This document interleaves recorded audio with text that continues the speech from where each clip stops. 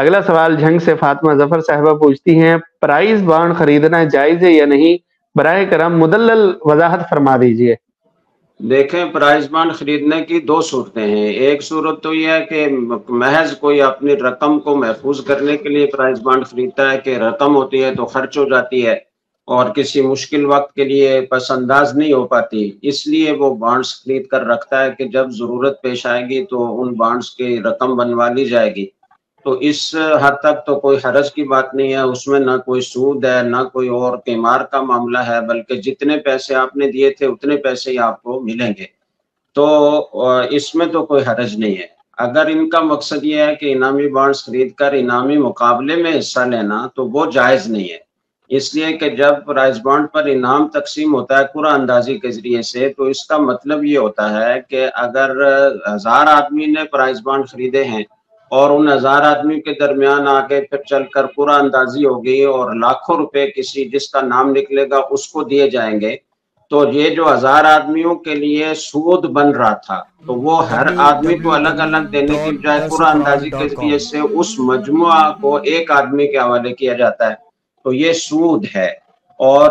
ساتھ ساتھ کسی درجے میں اس میں قمار بھی پایا جاتا ہے کہ مجھے نفع ملے گا یا نہیں ملے گا۔ ایک تو قمار حقیقی ہوتا ہے کہ اپنی رقم داؤ پر لگی ہوتی ہے کہ یہ ڈوب جائے گی یا اس کا کچھ حصہ ڈوب جائے گا یا اور نفع لے کر آئے گا، تو یہاں پرائز بانڈ میں یہ بات تو نہیں ہے، اس لیے کہ جتنے پرائز بانڈ آپ نے لیے ہوئے ہیں اس کی پوری رقم آپ کو مل جائے گی جب بھی آپ چاہیں گے،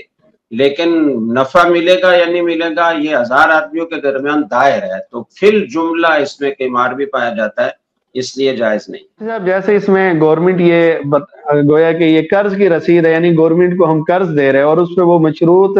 ایک سود بھی ہوتا ہے جو وہ قرض اندازی کی صورت میں دیتی ہے گورنمنٹ، تو کیا یہ ویسے ہی بلا ضرورت وہ خرید رہا ہے تو اس کا سبب نہیں بنے گا کہ سودی معاہدہ ہو رہا ہے یا سود اس کو ملے گا یا اس کا سود دوسروں کو ملے گا؟ اس کا سود تو دوسروں کو نہیں ملے گا اور اس کا نام نہیں نکلے گا تو اس کو بھی نہیں ملے گا، اور اگر اس کو ملے گا یہ قرعہ اندازی میں حصہ لے گا تو تب ملے گا۔ اگر کوئی قرعہ اندازی میں حصہ ہی نہ لے یا حصہ لے اور اس کا نام نہ نکلے تو اس کے نام تو سود نہیں آئے گا۔ البتہ آپ کی بات اس حد تک درست ہے کہ جب آپ بانڈز خریدتے ہیں تو ایک طرح سے آپ حکومت کو قرض دے رہے ہوتے ہیں، اور اس انداز سے قرض دینے میں آگے چل کر قرعہ اندازی کے ذریعے سے 1000 آدمیوں کا مثال کے طور پر سود اکٹھا کر کے ایک آدمی کو دیا جاتا ہے جس کا نام نکلتا ہے، تو کسی حد تک یہ اس سودی لین دین کے میں تعاون کا ذریعہ ہے، تو بلا ضرورت اس سے بچنا چاہیے۔ لیکن بعض اوقات ضرورت ہوتی ہے، جیسے کہ بینک میں کرنٹ اکاؤنٹ کھولنے کی علماء اجازت دیتے ہیں، حالانکہ وہ رقم بھی بینک اپنے سارے معاملات میں استعمال کر رہا ہوتا ہے، لیکن ضرورت ہوتی ہے رقم کی حفاظت کے لیے، بچت کے لیے، تو اس لیے علماء اس کی اجازت دیتے ہیں، یا رقم ایک جگہ سے دوسری جگہ منتقل کرنے کے لیے، منگوانے کے لیے، تو ضرورت کی بنا پر بعض چیزیں جائز ہوتی ہیں۔ تو میں سمجھتا ہوں کہ اگر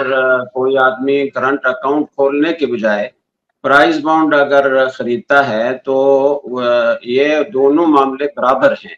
تو کرنٹ اکاؤنٹ جیسے جائز ہے ایسے ہی پرائز بانڈ خریدنے کی بھی گنجائش معلوم ہوتی ہے۔